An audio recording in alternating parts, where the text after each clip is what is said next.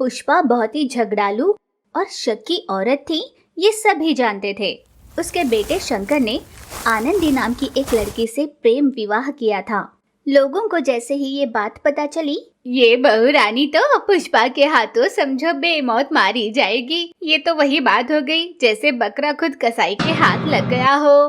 बेचारी लड़की। आनंदी की सोचकर सभी को बहुत बुरा लगता था।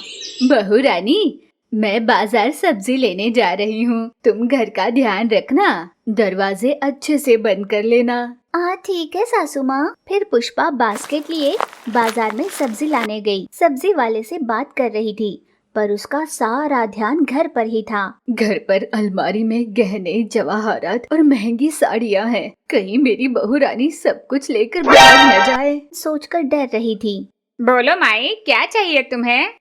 आधा किलो इमली और 1 किलो तुअर की दाल दे देना। अरे माई, आप सब्जी की दुकान पर आई हैं, किराने की दुकान पर नहीं। no. हाँ तो तुमने पूछा क्यों? सब्जियाँ लेने ही आऊंगी ना। 1 किलो टमाटर और आधा किलो बैंगन दे देना।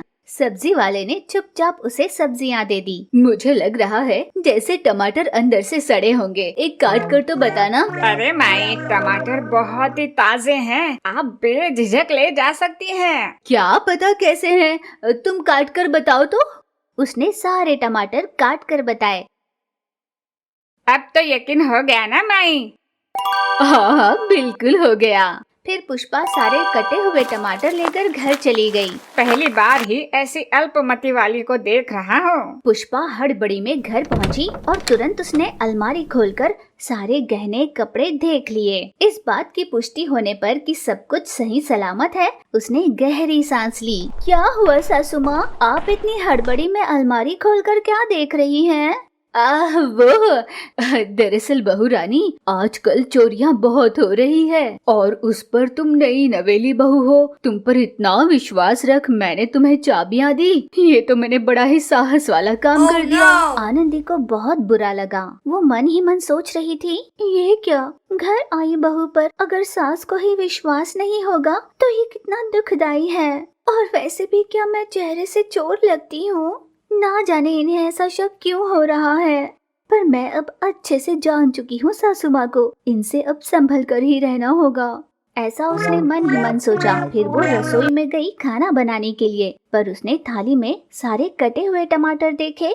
सासू माँ, आपने एक साथ इतने सारे टमाटर क्यों काटे? तब सास ने अपनी बहू रानी को मार्केट वाली सारी बात बताई, जिसे सुनकर बहू को सास की अक्ल पर खूब हंसी आई। नई नवेली बहू को आस पड़ोस के लोग देखने हर रोज आने लगे, जिसे देख सास, बाप रे, आस पड़ोस वाले सभी मेरी बहू से मिलने आ रहे हैं हर रोज, ना जाने मेरी कितनी बुराई करते होंगे, तो छुप छुप कर सब सुनना ही होगा। फिर पुष्पा खिड़की से कान लगाकर उन लोगों की बातें सुनने लगी।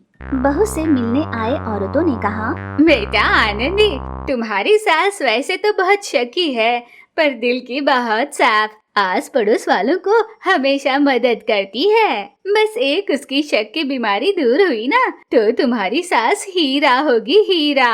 यूं गांव वाले पुष्पा की तारीफ ही करने लगे।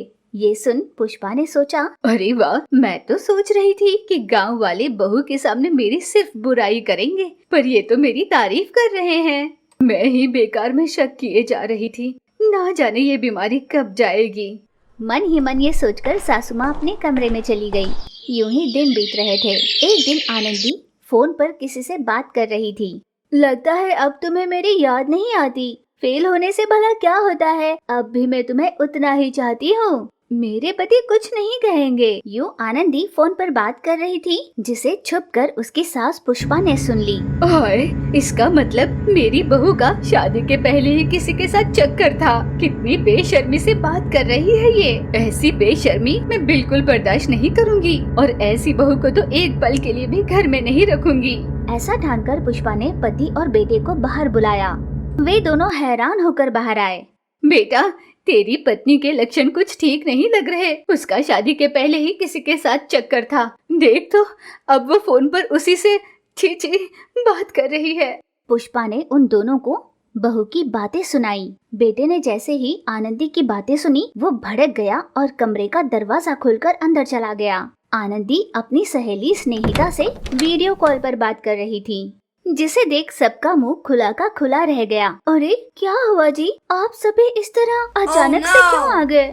यूं आनंदी के पूछने पर पति ने उसे सारी बात बताई। आनंदी को इतना बुरा लगा कि वो जोर जोर से रोने लगी। ये क्या है सासू माँ, आपकी शक की बीमारी की वजह से मेरे पति और ससुर जी के सामने आपने मुझे मुंह दिखाने के लायक नहीं छोड़ा। अगर मैं ऐसी होती तो जिससे प्यार किया उसे छोड़कर यहाँ ना आती। मेरा पहला प्यार आपका बेटा ही था और मैंने उसी से शादी कर ली। यूं बहू आनंदी धाए धाए रोने लगी। अरे बेटा चुप हो जाओ, बेटा चुप हो जाओ। वो तो मेरी मुंह शक की बीमारी की वजह से मैंने ना जाने क्या क्या कह दिया।